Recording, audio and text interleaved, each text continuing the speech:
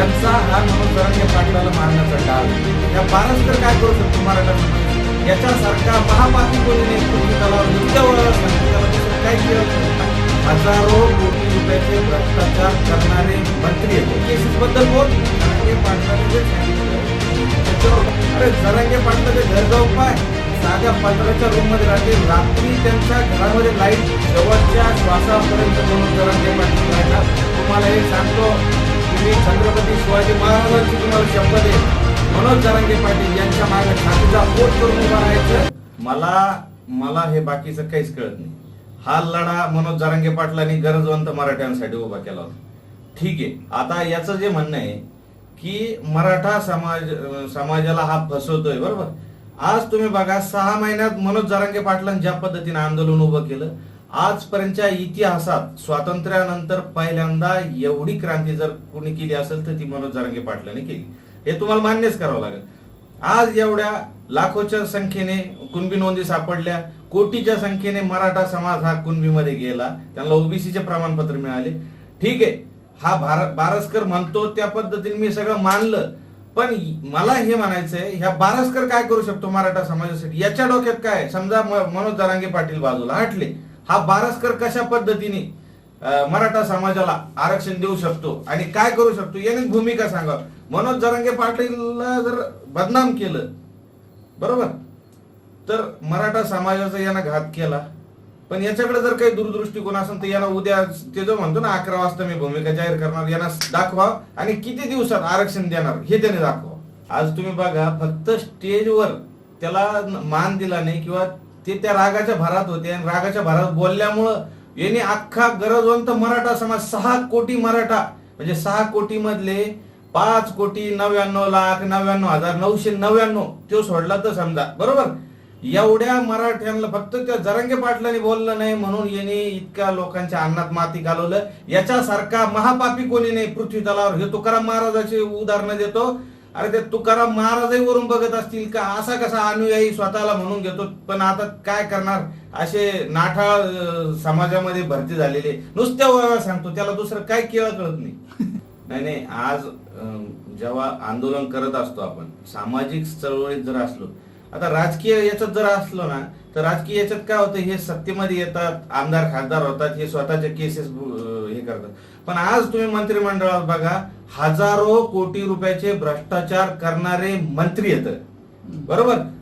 काही ओबीसीचे नेते, त्यांना ओबीसीने डोक्यावर घेतलं, म्हणजे त्यांचे एवढे हजारो कोटीचे भ्रष्टाचार आहे. हे आमदार खासदार आहे, तर त्या केसेस, ह्या केस पुढे आता ती 420च्या केस बद्दल मी सांगू नाही शकत, ते तर स्वतः जरांगे पाटील आता त्याचा खुलासा करतील. पण ह्या केसेस वगैरे जे आहे ना, तर त्या समाजासाठीच त्या व्यक्तीने घेतलेल्या असू शकतात असा आमचा अंदाज आहे. अरे पण तुझ्या केसेस बद्दल बोल. जरांगे पाटलाने जे सांगितलं की याच्यावर केस आहे, त्याच्यावर काय नाही बोलत हा. मनोज जरांगे पाटलावर 420ची केस म्हणतो. हा म्हणतो यांच्या नातेवाईकाकडे 45 टिप्पर आहे, 50 टिप्पर आहे. अरे जरांगे पाटलाचे घर जाऊन पाय, खाली कोबा त्याच्यावर मॅट टाकलेली आहे. अरे अजूनही त्यांचे घर जे महाकाळा कारखान्यावर प्रत्येकाने जाऊन बघा, चुलीवर ते गरम पाणी त्याच्यावरच करते, स्वयंपाक चुलीवर करते. अजूनही त्यांचे वडील आणि आई साहेब मातोरीला आम्ही गेलो होतो, तर त्यांची आई एक साध्या पत्राच्या रूम मध्ये राहते, रात्री त्यांच्या घरामध्ये लाईट नाही अक्षरशः. आणि लाईट का बरं नाही, तर लाईट MSCBची जी लाईन गेलेली आहे ती रोडच्या पलीकडून गेलेली आहे. आता जरांगे पाटलाचा एवढा दबदबा आहे की त्यांनी एका मिनिटात MSCBला सांगून तो इकडे लाईट आणली असती. पण नियम काय सांगतो की जर तुम्हाला लाईट घ्यायची तर तुम्हाला रोड क्रॉस करून लाईट घेता येत नाही, त्याच्यासाठी एक वेगळी पर्यायी व्यवस्था असते. तर मनोज जरांगे पाटलांना स्वतःच्या सख्या भावासाठी, आईसाठी रोड क्रॉस करून लाईट आणली नाही. आम्ही रात्री गेलो होतो, त्यांना विचारलं तर त्यांनी दबक्या, म्हणजे ते सांगत नव्हते, पण आम्ही त्यांना जेव्हा विचारलं, आपण मला वाटतं जेव्हा आपला तो मोर्चा मुंबईची पायी दिंडी तिथून जाणार होती त्या दिवशी आपण सर्वे करायला गेलो होतो, तर त्यांनी स्वतः म्हणजे त्यांचं कुटुंब अंधारात आहे आणि हा म्हणतो की मॅनेज झाले, अमुक झाले. मॅनेजचा विषयच नाही. मनोज जरांगे पाटील अब्जावधी रुपये जरी दिले, शेवटच्या श्वासापर्यंत मनोज जरांगे पाटील लढणार. आणि काय झालं सर, यांचा हा मनोज जरांगे पाटलाला मारण्याचा डाव आहे. म्हणजे हे असं बोलले की मनोज जरांगे पाटील आमरण उपोषणावरून हटणार नाही. आज तो म्हणतो जे बावस्कर त्याला महाराज आम्ही म्हणणार नाही, तो आमच्या जरांगे पाटलाला पाटील म्हणणार नाही असं म्हणतो. आज दिवसभरात त्याने नुसतं जरांगे पाटीलच म्हणलं. काल परवा म्हणे मी जरांगेला पाटील म्हणणार नाही, आज त्यानं नुसतं जरांगे पाटील म्हणलं. त्याचं काय घेऊन बसले.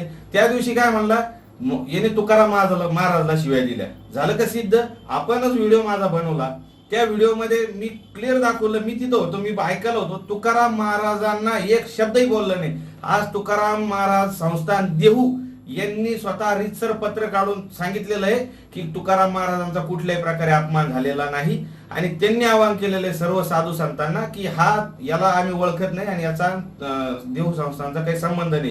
तुम्हाला एक सांगतो, तुम्ही छत्रपती शिवाजी महाराजांची तुम्हाला शपथ आहे, मनोज जरांगे पाटील यांच्या मागे छातीचा कोट करून उभा राहायचं आणि असले एक जे व्हायरल करणारे यांना सर्व समाज बांधवांनी उद्यापासून एक मोहीम राबवायची. अजय बारसकर ते त्याचा फोटो आणि त्याच्याविषयी तुम्हाला काय काय वाटतं, तुम्ही त्याचे समर्थक आहे का कसे, तर तुम्हाला ज्या पद्धतीने हे करता येईल ते तुमचे खऱ्या बाजू त्याच्यावर मांडा. प्रत्येकाच्या फेसबुक पेजवर, युट्यूबवर, ट्विटरवर, इंस्टाग्रामवर फक्त त्याच्याविषयी तुम्ही लिहा आणि त्याला कळू द्या की त्याची किती पब्लिसिटी झालेली आहे मार्केटमध्ये.